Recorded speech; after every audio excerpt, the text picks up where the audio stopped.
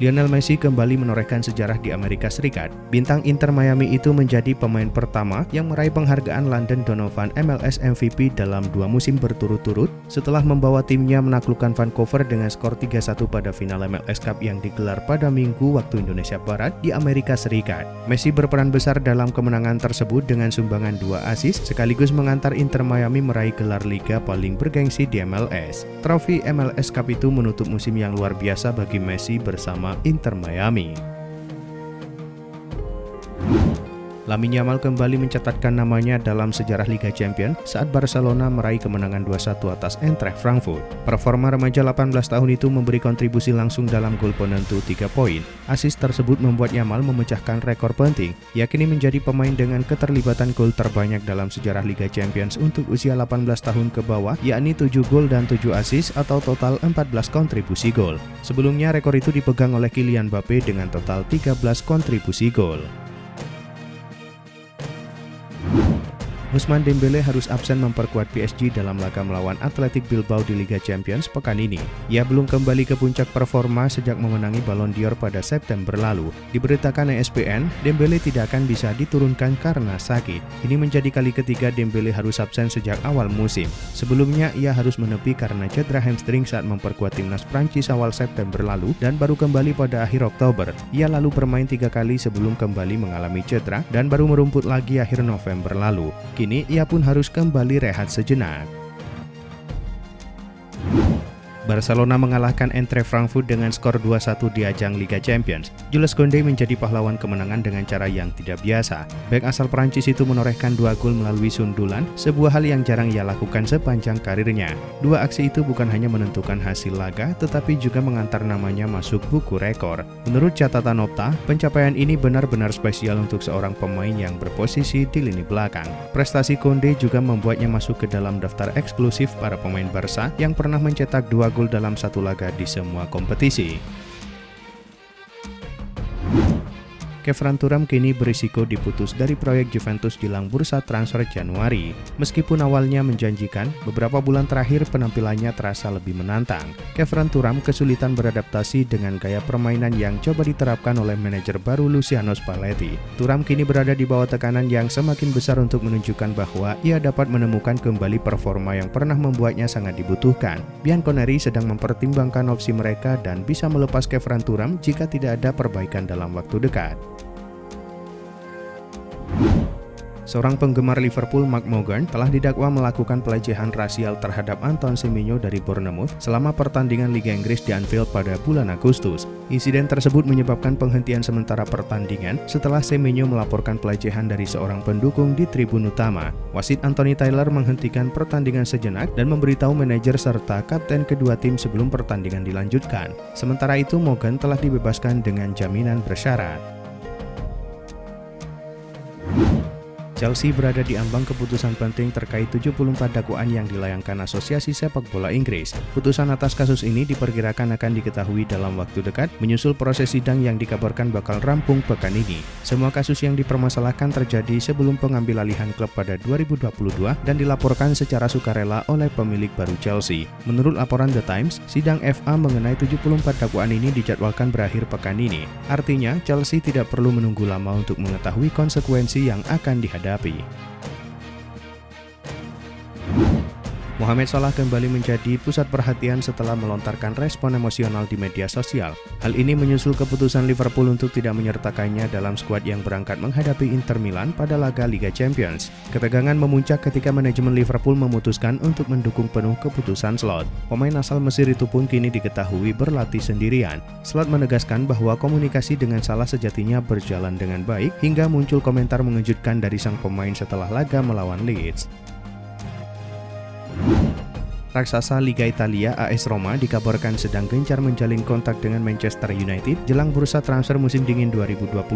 Kontak yang terjalin antara Roma dan Manchester United untuk membahas kemungkinan transfer Joshua Zirkzee. Melansir dari Football Italia, pembicaraan antara kedua klub disebut sudah berlangsung intensif setiap hari. Minat besar AS Roma terhadap Zirkzee muncul seiring rencana klub merombak total lini serang mereka. Selain itu, Roma melihat peluang untuk merekrut Zirkzee setelah pelatih MU Ruben Amorim mengizinkan sang pemain mencari klub baru. Girona yang saat ini tengah terpuruk di zona degradasi La Liga membutuhkan tambahan kekuatan baru di paruh kedua. Nama Marc Bernal dari Barcelona menjadi incaran. Pemain 18 tahun itu sudah mulai kembali bermain pada September kemarin pasca cedera ACL yang membuatnya menepi dari lapangan dalam 13 bulan terakhir. Meski begitu, laporan dari Mundo Deportivo mengklaim Blaugrana enggan meminjamkan sang pemain dalam waktu dekat. Laporan yang sama mengklaim Barca masih ingin melihat sang pemain bertarung memperebutkan tempat di tim utama. Manchester City sempat dirumorkan tertarik mengamankan wonderkid AS Monaco Magnus Agliuji di musim panas kemarin. Seiring berjalannya waktu, asa untuk membawa pemain 23 tahun itu ke Manchester masih hidup. Kabar dari LA Quake menyebut bahwa Manchester City masih berminat pada wonderkid Prancis itu. Musim ini, sosok 23 tahun itu masih terlihat kurang produktif lantaran baru 3 gol dan 4 assist dari 20 laga yang dimainkan di berbagai ajang. Musim lalu, Monaco ingin pilarnya pergi dengan harga 70 juta euro sehingga tim-tim peminat mundur dan membuat sang pemain tetap bertahan. Pelatih Barcelona Hansi Flick mendesak klub untuk mendatangkan gelandang VfB Stuttgart Angelo Stiller. Menurut Vicahes, Hansi Flick telah mengajukan permintaan khusus kepada Direktur Olahraga Deco dan memintanya untuk memboyong gelandang berusia 24 tahun itu ke Barcelona. Flick tetap mengikuti perkembangan sepak bola Jerman dengan seksama. Ia percaya Stiller memiliki apa yang dibutuhkan seorang pemain untuk menjadi gelandang sukses di Camp Nou. Faktanya, pelatih berusia 60 tahun itu menganggap Stiller sangat cocok dengan sistem lini tengahnya yang masih terlalu bergantung pada De Jong dan Pedri. Pertandingan sengit antara Inter Milan versus Liverpool di ajang Liga Champions berakhir dengan kemenangan tipis dan dramatis bagi tim tamu. The Reds berhasil membawa pulang 3 poin penuh setelah menundukkan Nerazzurri dengan skor akhir 1-0. Kemenangan ini tak hanya krusial bagi Liverpool, tetapi juga menghasilkan beberapa catatan dan fakta menarik yang layak disorot. Stadion Giuseppe Meazza selama ini dikenal angker bagi lawan-lawan Nerazzurri di kompetisi Eropa. Namun kekalahan 0-1 ini secara brutal mematahkan rekor tak terkalahkan Inter Milan di kandang dalam ajang Liga Champions. Laporan terbaru menyebut bahwa AC Milan telah melakukan komunikasi dengan manajemen kiper Liverpool, Alisson Becker. Ia diproyeksikan sebagai pengganti ideal bagi Mike Maignan. Perpanjangan kontrak Maignan telah menjadi topik pembicaraan beberapa bulan terakhir, namun hingga kini belum mencapai kesepakatan karena adanya perbedaan tuntutan gaji antara pihak pemain dan klub. Kondisi ini membuat Milan menghadapi resiko kehilangan Maignan. Dalam skenario ini, Milan diyakini tengah membidik Alisson Becker sebagai opsi pengganti. Manchester United masih belum terlalu solid lini belakangnya. MU berencana menambah amunisi dengan merekrut satu bek tengah di bursa transfer Januari 2026. Kade Nasser melaporkan MU sedang berupaya membawa Sergio Ramos ke Old Trafford awal tahun depan. Setan Merah sudah memulai pembicaraan dengan perwakilan Ramos soal kepindahan sang pemain ke Inggris. Ramos sendiri bisa didapat MU dengan gratis awal tahun depan.